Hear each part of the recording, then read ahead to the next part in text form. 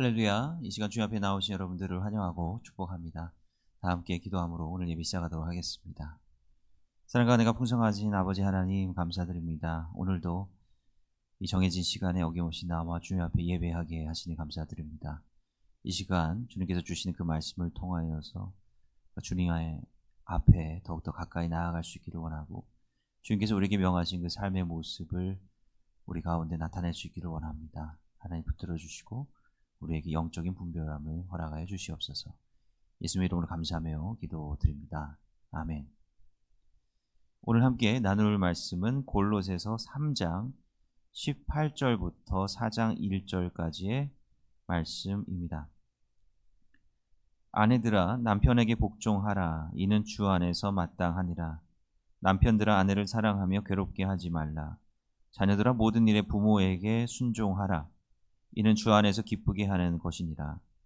아비들아 너희 자녀를 노엽게 하지 말지니 낙심할까 함이라.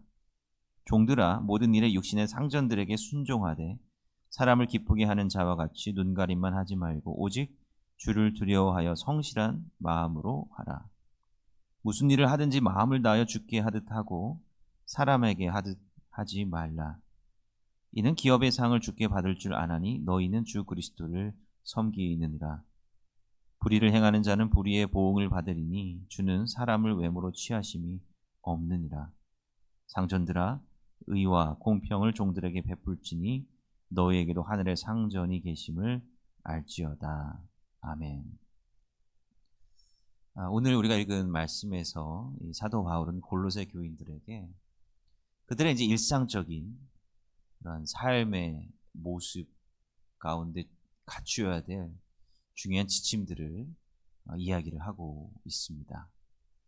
사실 21세기를 살아가고 있는 우리들에게 이 사도 바울의 이 권면은 조금 어색하게 들릴 수 있습니다. 왜냐하면 이 평등의 시대에 아내들이 남편에게 복종하라 라고 이야기를 하고 있고, 그 다음에 또 종과 상전의 그 관계를 그대로 이제 인정하는 이러한 언급을 볼 때 우리가 생각할 땐 좀 잘 맞지 않는 그러한 이야기로 들릴 수가 있습니다. 근데 우리가 기본적으로 생각해 봐야 될 것은 바로 이 골로새서도 마찬가지고 모든 성경이 마찬가지입니다.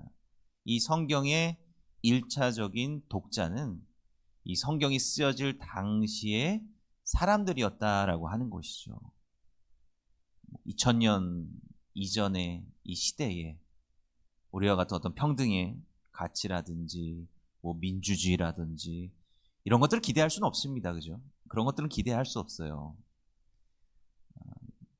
사도 바울도 그 사회와 그 시대의 맥락에 맞게끔 이야기를 하고 있는 것인데, 그럼에도 불구하고 세상 사람들이 보여주는 삶의 모습과는 분명히 질적으로 차별되는 삶을 살아야 됨을 강조하고 있다라고 하는 겁니다. 하나님께서는요, 이 세상의 역사 가운데 자연스럽게 그 섭리를 보여주시는 분입니다. 사실 구약에서도 보면은 뭐 숱한 전쟁들이 많이 나타나고, 또 하나님께서 막 전쟁에 개입하시는 그런 모습도 나타나지 않습니까? 우리가 구약의 하나님이다라고 생각하면 구약의 하나님은 너무 폭력적이야 막 이렇게 생각이 될 수도 있어요. 그것도 신약의 하나님은 그래도 사랑을 말. 결국은 이제 이렇게 되니까 구약의 하나님은 좀 낯설게 느껴지고 신약의 하나님은 좀 더 가깝게 느껴지고 예수님을 통하여서 이렇게 좀 이분법적으로 생각을 할 수가 있는데, 사실 이것은 그 시대에 따라서 하나님의 섭리 방식이 다소 다르기 때문에 그렇다라고 하는 거예요. 전쟁 이야기만 봐도 그렇습니다. 이 전쟁에서 하나님께서 이스라엘 백성들에게 전쟁을 시작하고 뭐 진멸하라 이러한 어떤 명령이 굉장히 잔인하게 들릴지는 모르겠어요. 홍수로 심판하시는 이런 모습들이 굉장히 잔인하게 들릴지는 모르겠습니다. 근데 우리가 성경을 자세히 읽고 들여다보면 사실 핵심을 좀 깨달을 수가 있다라고 하는 거예요. 하나님께서 전쟁을 일으키시기까지 굉장히 오랫동안 참고 기다리신다라고 하는 거예요. 하나님께서 홍수 심판을 하시기까지 굉장히 참고 오랫동안 기다리신다라고 하는 거예요. 그리고 전쟁이라고 하는 것은 잘못된 세상의 가치, 그 다음에 우상숭배에 빠진 사람들을 심판함과 동시에, 기다리고 기다리시다가 심판함과 동시에 하나님의 거룩한 백성 이스라엘을 통하여서 거룩한 나라를 이루기 위한 어쩔 수 없는 그러한 과정으로 나타난다라고 하는 것이고요. 그리고 모든 전쟁은 뭡니까? 하나님의 명령으로 통제되는 것이지, 거기에서는 인간의 어떤 이익이나 인간의 욕망 이런 것이 절대 들어가서는 안 된다라고 하는 거예요. 꼭 필요한 만큼만 이루어져야 된다라고 하는 거예요. 절제된 상태로. 성경은 아주 긴 역사를 이렇게 몇 장 안에 막 압축을 하다 보니까 하나님께서 매번 전쟁을 하시는 것 같아 보이지만, 그런데 그렇지 않다라고 하는 거예요. 그 어간을 잘 우리가 보고 또 연대를 잘 계산을 해보면 오히려 하나님께서 인간의 어떤 무자비한 폭력에 맞서서 이 세상과 싸우시는 그런 모습을 발견할 수가 있다라고 하는 거예요. 그리고 이스라엘도 마찬가지. 이스라엘을 위해서도 싸우시지만 이스라엘 잘못하면 하나님께서 이스라엘을 또 전쟁으로 심판하시잖아요. 그러니까 하나님께서는 편향된 하나님도 아니고, 폭력을 좋아하시는 하나님이 아니다라고 하는 거예요. 꼭 필요할 때 하나님의 정의를 이루시기 위해서 제한되고 아주 절제된 방식으로 행하신다라고 하는 거죠. 그런데 이렇게 시간이 지나면 지날수록 이제 이스라엘이라고 하는 이스라엘 백성들이 실패를 하잖아요. 이스라엘이라고 하는 나라가 없어졌습니다. 나라가 없어졌으니 전쟁도 의미가 없게 되는 것이고, 하나님께서는 또 구원의 방식을 달리하셔서 이 온 열방을 향해서 직접 영적으로 역사하시는 거죠. 그래서 이제 하나님께서는 그런 물리적인 이스라엘이 아니라 영적인 온 열방을 향해서 역사하시기 때문에 더 이상 전쟁은 나타나지 않습니다. 성경에서 더 이상 전쟁은 나타나지 않아요. 우리 모두가 평화를 주님의 말씀 가운데 이루어져야 된다라고 하는 것을 또한 강조하고 있는 거죠. 이렇듯 시대에 따라서 하나님의 역사 방식이 달라진다라고 하는 거예요. 그러니까 사도 바울의 시대 때도 그 시대에 맞는 윤리 도덕적인 기준이 있는 것이고, 오늘날을 살아가는 우리들에게 또 윤리 도덕적인 기준이 또 있는 거예요. 그거에 맞게 살아가야 된다라고 하는 것이죠. 그래도 이 역사의 흐름을 보면 그래도 더디기는 하지만 하나님의 온전한 형상, 평등한 형상, 이것을 회복하는 그런 방식으로 역사가 이루어져 오고 있다라고 하는 것을 우리가 알 수 있지 않습니까? 그래서 옛날 우리 믿음의 조상들도 뭐 부인을 여럿 거느렸는데 나도 괜찮지 않냐, 이러한 논리는 맞지 않는다라고 하는 거예요. 하나님은 그 시대 가운데 적절하게 적용될 수 있는 윤리와 도덕적인 관점을 가지고 역사하신다라고 하는 겁니다. 그래서 우리가 이 문자적으로 뭐 꼭 여성이 남성에게 무조건적으로 복종해야 되고, 또 종하고 상전이 또 구별되어야 되고, 뭐 이렇게 문자적으로 받아들이기보다는 사도 바울이 말하려고 하는 그런 중요한 신앙적인 원리, 핵심이 무엇인가를 파악해야 된다라고 하는 거예요. 그것은 뭐냐면 자기의 본분, 이것을 최선을 다해서 하라라고 하는 거예요. 질서를 지켜야 된다라고 하는 겁니다. 내가 이 세상 속에서 부여받은 내 위치와 그 자리에서 무엇을 하든지 간에 하나님의 뜻에 맞게 최선을 다하고 정직하게 해야 된다라고 하는 것입니다. 그리고 또한 사도 바울은 아내와 남편, 그 다음에 자녀와 부모, 그 다음에 종들과 상전, 이러한 그 계층의 이야기를 하면서 그 관계성에 대해서 중요하게 이야기를 하고 있습니다. 이것은 어떻게 보면 사회적인 지위를 차별하는 듯한 발언처럼 보일 수도 있겠지만, 그런데 이것을 다 보면, 읽어보면 면밀히 좀 생각하고 묵상을 해보면 뭐예요?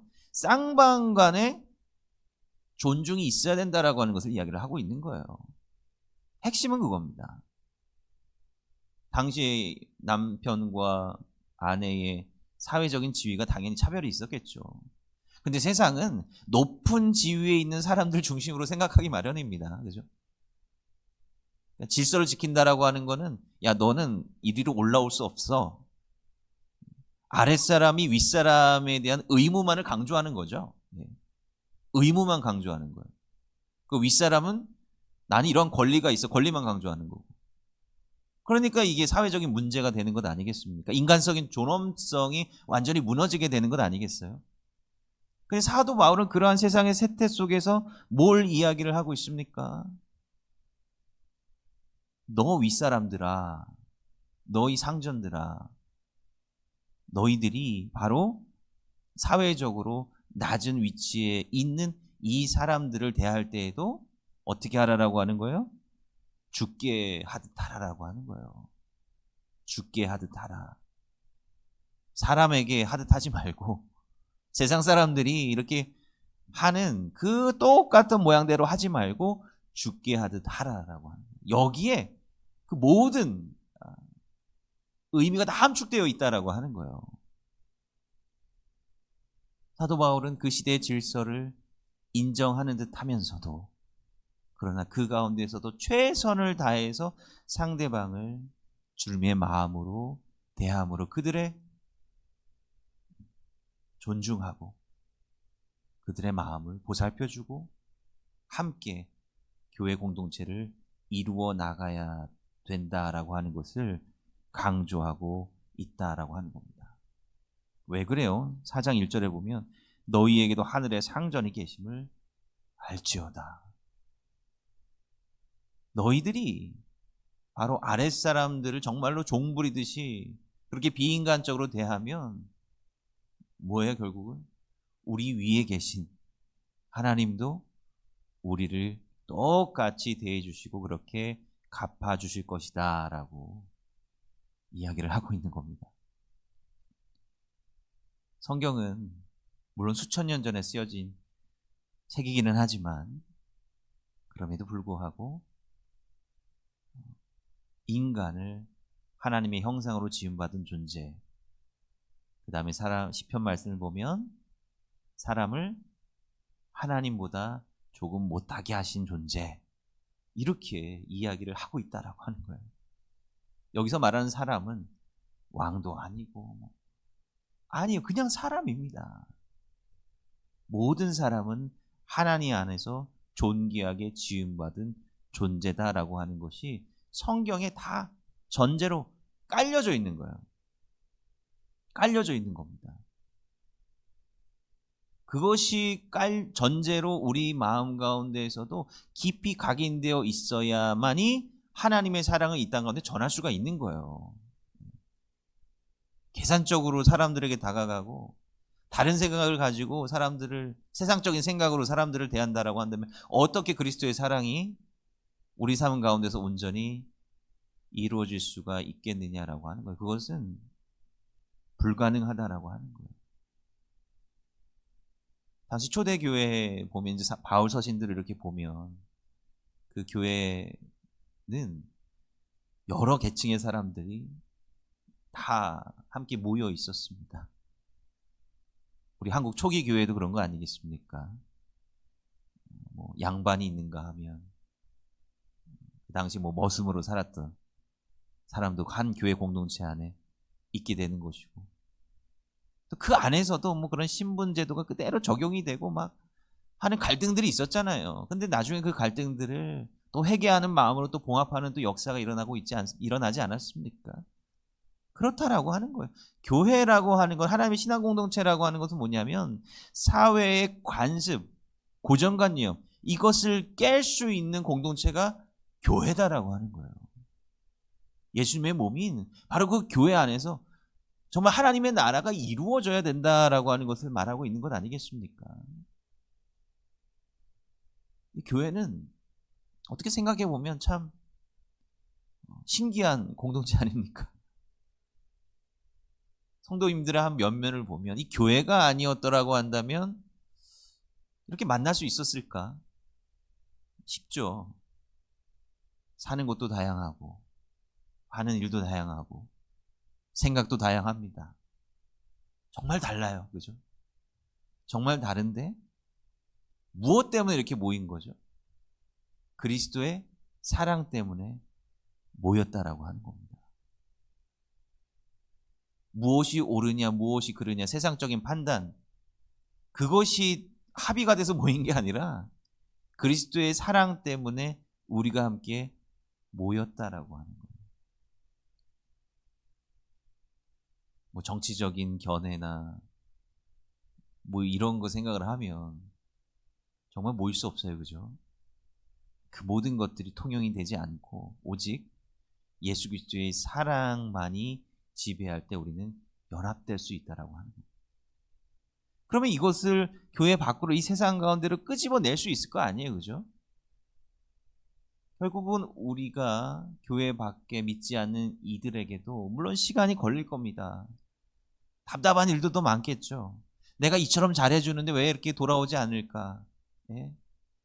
그렇게 낙심될 때도 분명히 많이 있을 겁니다. 그러나 그리스도의 사랑, 조건 없는 사랑, 그 사랑이 우리 마음 가운데 깊이 깨달아져서 우리 삶을 통해서 드러날 때 변화의 역사가 온전히 일어날 수 있다라고 하는 겁니다. 그게 중요한 거죠. 결과가 있을지 없을지는 모릅니다. 당장 있을지 없을지 모릅니다만은, 그러나 예수님의 사랑이 우리 가운데 온전히 충만해졌을 때 이 세상 가운데서 온전하게 연합되는 그러한 놀라운 역사가 일어날 것이다라고 하는 거예요. 시대가 가면 갈수록 세대 간의 갈등, 좌우의 갈등, 지역적인 갈등, 이런 것들이 사실 골이 깊어져 가고 더 첨예화되어 가고 있습니다. 정보 전달이 워낙에 빨리 이루어지다 보니까 속속들이 사람들이 어떻게 생각하고 뭘 이야기하는지 금방 실시간으로 다 알잖아요. 근데 그게 편리함도 가져다 주지만 오히려 사람들 사이에 어떤 감정의 고리나 어떤 자극적인 뭐 가짜 뉴스나 이런 걸로 인해서 더 깊어지게 만든다라고 하는 거예요. 그런데 이것을 그리스도의 사랑으로 우리가 바꾸어야 된다라고 하는 거예요. 이 세상의 뉴스나 뭐 SNS 같은 것들을 보면 자기 자랑 아니면 혐오가 거의 대부분을 차지하는 것 같습니다. 그것을 예수 그리스도의 사랑으로 바꿔야 되지 않겠습니까? 그것은 결국은 예수님께서 우리 각자를 어떻게 바라보시나, 다른 사람들을 예수님께서 어떻게 바라보시나, 그 마음을 우리가 품을 때 해결함 받을 수 있다라고 하는 것을 우리가 잊지 말아야 된다라고 하는 거예요. 이것을 우리가 분명히 깊이 깨달아야 된다라고 하는 것입니다. 사도 바울은 바로 죽게 하듯 하라라고 하는 이 권면의 말씀을 통해서 이 진리를 말하려고 하는 겁니다. 오늘도 우리는 하루를 살아가면서 많은 이들을 만나게 될 겁니다. 상대방을 바라볼 때 죽게 하듯 대할 수 있기를 원합니다. 어렵고 힘듭니다. 그러나 어렵고 힘들기 때문에 그만큼 가치 있고 중요한 강력한 힘을 발휘하게 될 것입니다. 이러한 마음을 갖고 주의 은혜 가운데서 온전한 관계를 이루는 여러분들의 삶이 다 되시기를 주님의 이름으로 간절히 축원드립니다. 몇 가지 기도 제목 함께 나누고 기도하도록 하겠습니다. 오늘 우리가 말씀 나눴던 것처럼 하나님께서 이 세상 가운데 우리 삶 가운데 역사해 주셔서 온전한 사랑의 관계 회복이 일어날 수 있도록 위해서 기도해 주시길 부탁드리겠습니다. 이제 성탄주일이 얼마 남지 않았습니다. 주님께서 우리를 위해서 이 땅 가운데 오심을 분명히 깨닫고 그 사랑을 우리 이웃들에게 전할 수 있는 오늘 하루의 삶이 다 될 수 있도록 위해서 기도해 주시기 바랍니다. 우리 또 사랑하는 자녀들, 교회 학교 학생들, 청년들, 다음 세대 신앙의 온전히 잘 세워줄 수 있도록 위해서 기도해 주시기 바랍니다. 기도하겠습니다. 사랑과 내가 많으신 아버지 하나님, 우리가 주님 안에서 온전한 사랑을 이루며 살아가기를 간절히 소원합니다. 그러나 때때로 우리의 마음이 앞설 때가 얼마나 많은지 모르겠습니다. 주님, 우리 스스로 섬김의 본을 먼저 보일 수 있도록 인도해 주시고, 하나님 아버지께 대하듯 다른 이웃들과 이 세상 사람들을 대하는 마음으로 이렇게 살아갈 수 있도록 주여 도와주시옵소서. 예수의 이름으로 감사하며 기도드립니다. 아멘.